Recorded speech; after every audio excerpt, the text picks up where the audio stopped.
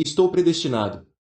Os líderes grandiosos tentam muitas vezes passar a impressão de que, de algum modo, estão predestinados à grandeza.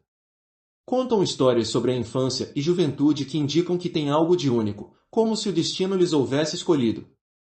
Destacam acontecimentos que demonstraram desde cedo a sua força ou criatividade atípicas, seja inventando essas histórias ou reinterpretando o passado. Relatam contos do início da carreira em que superaram obstáculos intransponíveis. O futuro grande líder já estava em gestação em tenra idade, ou assim eles fazem parecer. Mantenha-se cético.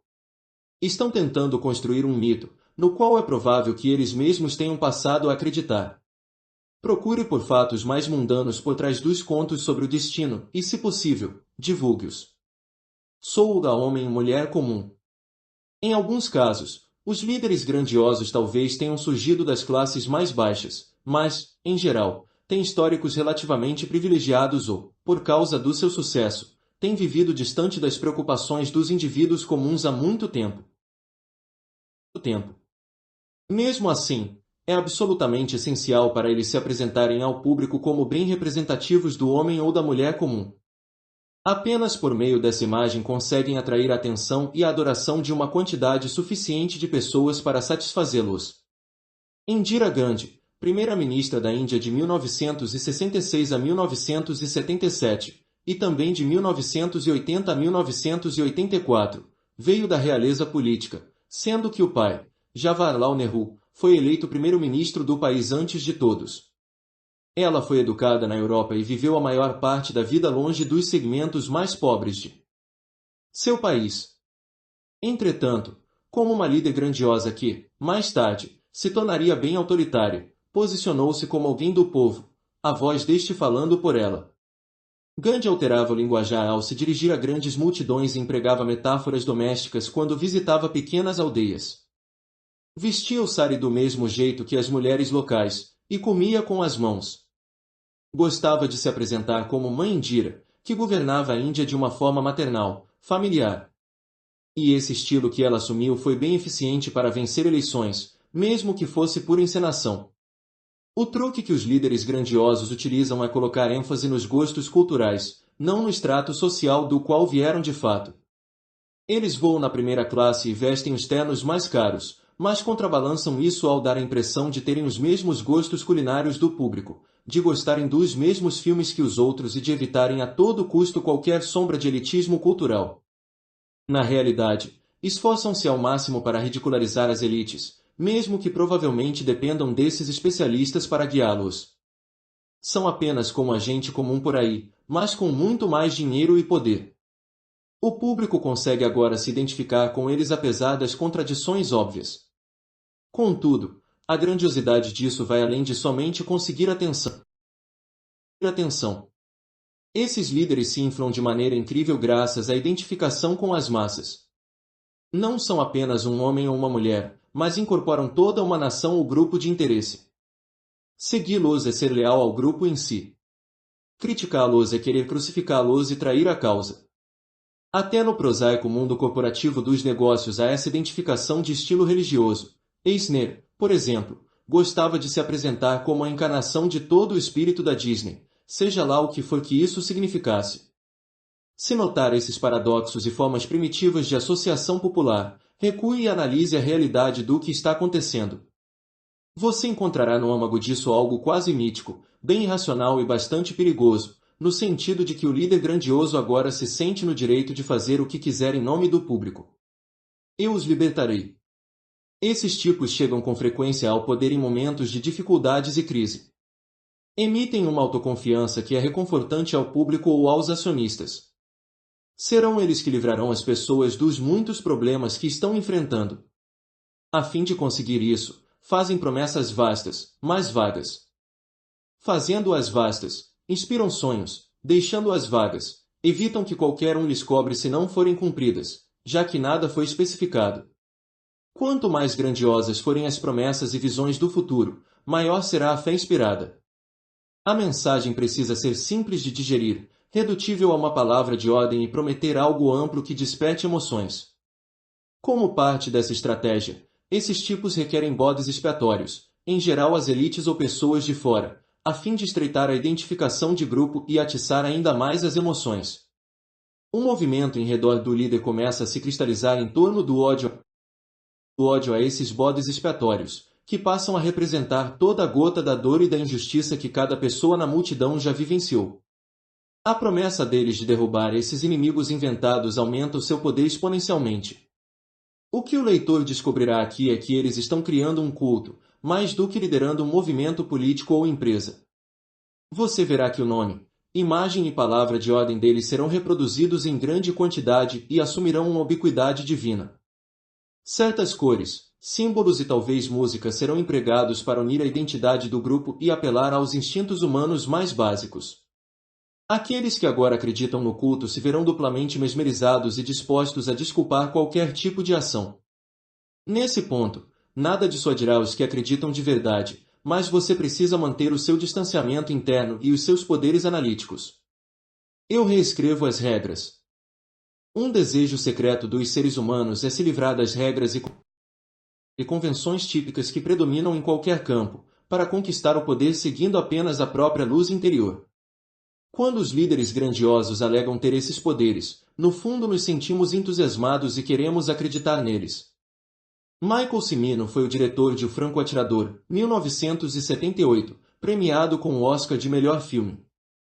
Para aqueles que trabalharam com e para ele, porém, Cimino não era apenas um diretor de cinema, mas um gênio especial numa missão para abalar o rígido sistema corporativo de Hollywood. Para o seu projeto seguinte, O Portal do Paraíso, 1980, ele negociou um contrato totalmente inédito na história de Hollywood, um que lhe permitia aumentar o orçamento como quisesse e criar precisamente o filme que tinha em mente, sem condições. No estúdio, Cimino passou semanas ensaiando com os atores a forma correta de patinar que ele precisava para uma única cena. Certo dia, aguardou por horas antes de ligar as câmeras, até que o tipo perfeito de nuvem entrasse em quadro. Os custos decolaram e o filme inicial que ele entregou tinha mais de 5 horas de duração. No fim, O Portal do Paraíso foi um dos maiores desastres da história de Hollywood, e acabou por destruir a carreira dele. Parecia que o contrato tradicional, na verdade, servia a um propósito: refrear a grandiosidade natural de qualquer diretor de cinema e fazê-lo trabalhar dentro de certas limitações. A maioria das regras tem bom senso e racionalidade. Numa variação disso, os líderes grandiosos por vezes se apoiarão nas suas instituições, menosprezando a necessidade de grupos de estudo ou qualquer forma de avaliação científica. Eles têm uma conexão interna especial com a verdade. Gostam de criar o mito de que os seus instintos o levaram a sucessos fantásticos, mas um escrutínio maior revelará que oferecem palpites certos e errados na mesma medida. Quando você ouvir líderes se apresentarem como rebeldes supremos, capazes de descartar as regras e a ciência, veja isso apenas como um sinal de loucura, não de inspiração divina. Tem o toque de Midas. Aqueles com uma grandiosidade elevada tentarão criar a lenda de que nunca fracassaram de verdade. Se tiveram fracassos ou percalços na carreira, foi sempre culpa de outros que os traíram. Douglas MacArthur, general do exército norte-americano, era um gênio em termos de desviar a culpa, pelo que ele contava jamais perdeu uma batalha em toda a sua carreira, embora a realidade era que havia fracassado muitas vezes. No entanto, ao alardear os seus sucessos e encontrando justificativas intermináveis para as suas derrotas, como traições, ele criou o mito de que tinha poderes mágicos no campo de batalha. É inevitável que os líderes grandiosos recorram a esse tipo de magia propagandística. Relacionada a isso está a crença de que são capazes de transferir os seus talentos com facilidade. O executivo cinematográfico consegue projetar parques temáticos. Um empresário pode se tornar o líder de uma nação. Por terem dons mágicos, tentam fazer qualquer coisa que os atraia. Em geral, essa é uma manobra fatal da parte deles, à medida que procuram realizar algo além das suas capacidades e logo se veem esmagados pela complexidade e pelo caos resultante da sua falta de experiência. Ao lidar com esses tipos, observe com cuidado o histórico deles e note quantos fracassos colossais já enfrentaram. Embora seja improvável que as pessoas sob a influência da sua grandiosidade lhe deem ouvidos, divulgue a verdade sobre o histórico deles da maneira mais neutra possível. Sou inatingível. O líder grandioso assume riscos. É isso que costuma chamar atenção em primeiro lugar, e, combinado com o sucesso que por vezes acompanha os ousados, ele dá a impressão de ser monumental. Entretanto, essa ousadia não está bem sob controle. Ele precisa realizar ações que criem um espetáculo a fim de manter a atenção que lhe alimenta a auto-opinião. Não consegue descansar ou recuar, pois isso causaria um declínio na sua publicidade. Para piorar, o líder grandioso passa a se sentir inatingível, pois tantas vezes no passado conseguiu se dar bem por meio de manobras arriscadas, e, caso tenha tido percalços, conseguiu superá-los com ainda mais audácia. Além disso, essas atividades intrépidas fizeram que se sentisse mais vivo e extasiado. Passam a fazer o efeito de uma droga. Ele precisa de riscos e recompensas maiores para manter a sensação de imunidade divina. Consegue trabalhar 20 horas por dia sob esse tipo de pressão. É capaz de andar através do fogo. Na verdade, ele é bem inatingível, até que vai longe demais e realiza aquela manobra arrogante e fatal que põe tudo a perder. Essa poderia ser a viagem grandiosa de MacArthur pelos Estados Unidos depois da Guerra da Coreia, quando a sua necessidade irracional de atenção se tornou dolorosamente aparente, ou a decisão trágica de Mao de lançar a Revolução Cultural, ou Stan O'Neill, diretor executivo da Merrill Lynch, destruindo uma das instituições financeiras mais antigas dos Estados Unidos ao insistir nos títulos garantidos por créditos hipotecários quando todos os demais estavam desistindo deles. De súbito, a aura de imunidade é despedaçada. Isso ocorre porque essas decisões foram determinadas não por considerações racionais, mas pela necessidade de obter atenção e glória. No fim, a realidade os alcançou com um golpe brutal. Em geral, ao interagir com o líder grandioso, tente encolher a imagem sagrada e gloriosa que erigiram. Eles terão uma reação exagerada e os seguidores deles enlouquecerão de raiva, mas, aos poucos, alguns seguidores talvez passem a reconsiderar a situação. Criar um desencantamento viral é a sua melhor esperança. A grandiosidade pragmática. A grandiosidade é um tipo de energia primordial que todos possuímos. Ela nos impele a querer algo mais do que aquilo que temos, a buscar o reconhecimento e a estima dos outros e a sentir uma conexão com algo maior. O problema não é a energia em si, que pode ser empregada para alimentar as nossas ambições, mas a direção que ela toma. Em geral, a grandiosidade nos faz imaginar que somos melhores do que somos de verdade. Chamemos isso de grandiosidade fantástica, pois é baseada nas nossas fantasias e na impressão distorcida que temos da atenção que recebemos. A outra forma, que chamaremos de grandiosidade pragmática, não é fácil de ser conquistada e não nos vem naturalmente, mas pode ser uma fonte de autossatisfação e poder tremendos. A grandiosidade pragmática é baseada não na fantasia, mas na realidade. A energia é canalizada no nosso trabalho e vontade de atingir metas, solucionar problemas ou melhorar relacionamentos. Ela nos impele a desenvolver e apurar as nossas habilidades. Por meio das nossas conquistas, nós nos sentiremos maiores. Atrairemos a atenção pelo nosso trabalho, o que é gratificante e nos mantém energizados, mas o senso maior de gratificação vem da superação das nossas fraquezas. O desejo por atenção é mantido sob controle subordinado. A nossa autoestima se eleva, mais ligada a conquistas reais, não a fantasias nebulosas e subjetivas. Sentimos a nossa presença alargada pelo trabalho, pela nossa contribuição à sociedade. Embora a maneira exata de canalizar a energia dependa do seu campo e nível de habilidade, os 5 princípios básicos a seguir são essenciais para se obter um alto grau de autossatisfação que resulte dessa forma de grandiosidade ancorada na realidade. Aceite as suas necessidades grandiosas. Você precisa começar a partir de uma posição de honestidade. Deve admitir para si mesmo que quer se sentir importante e ser o centro das atenções. Isso é natural. Sim, você quer se sentir superior. Tem ambições como qualquer outro. No passado, as suas necessidades grandiosas talvez o tenham levado a tomar algumas decisões ruins, que hoje você é capaz de reconhecer e analisar. A negação é a sua pior inimiga. Apenas por meio da autoconsciência conseguirá transformar a energia em algo prático e produtivo. Concentre a energia. A grandiosidade fantástica o fará flutuar por diversas ideias fantásticas, imaginando todos os louvores e a atenção que receberá, mas nunca concretizando nenhuma delas. Faça o oposto. adquira o hábito de se concentrar de maneira profunda e completa num único projeto ou problema. É bom que o seu objetivo seja relativamente simples de se alcançar, dentro de um período de alguns meses, e não anos. Divida isso em mini-passos e mini-metas ao longo do caminho. O seu objetivo aqui é entrar num estado de fluxo, em que a sua mente se torne cada vez mais absorvida no trabalho, ao ponto em que ideias lhe surgirão em horas estranhas.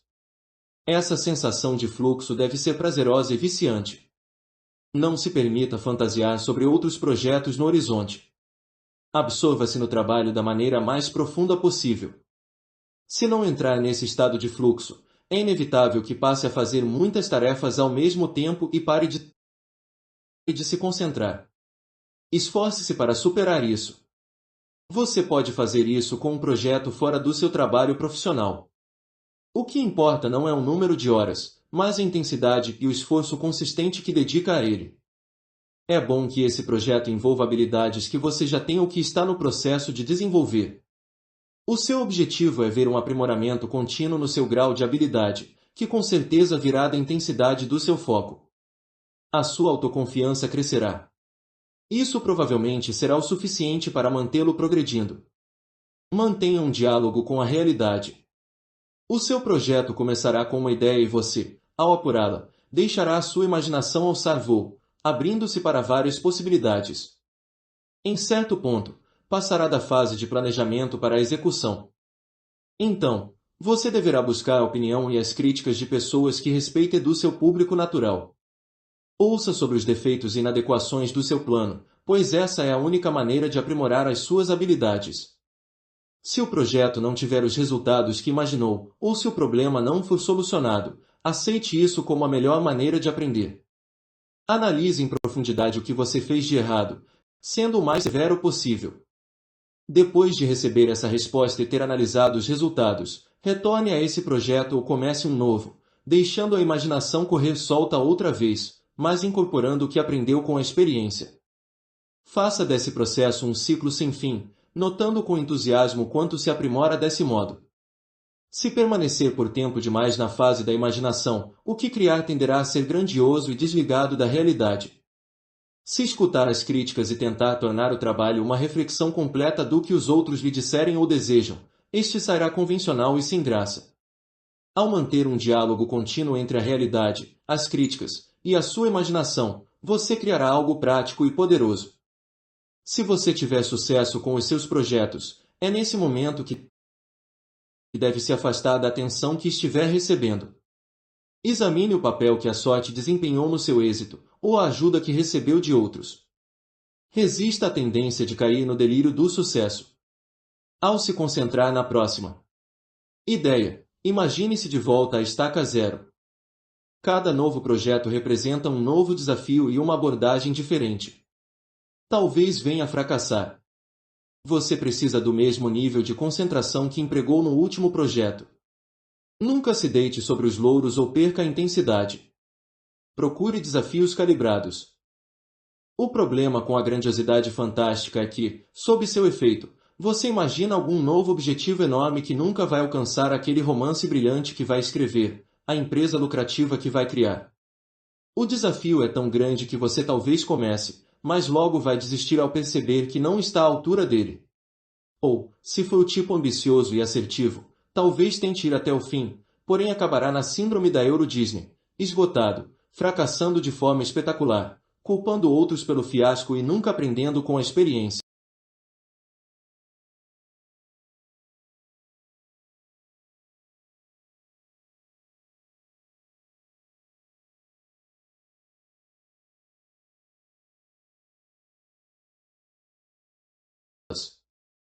Faça o oposto. Adquira o hábito de se concentrar de maneira profunda e completa num único projeto ou problema.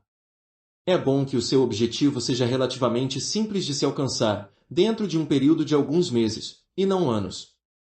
Divida isso em mini-passos e mini-metas ao longo do caminho. O seu objetivo aqui é entrar num estado de fluxo, em que a sua mente se torne cada vez mais absorvida no trabalho, ao ponto em que ideias lhe surgirão em horas estranhas. Essa sensação de fluxo deve ser prazerosa e viciante.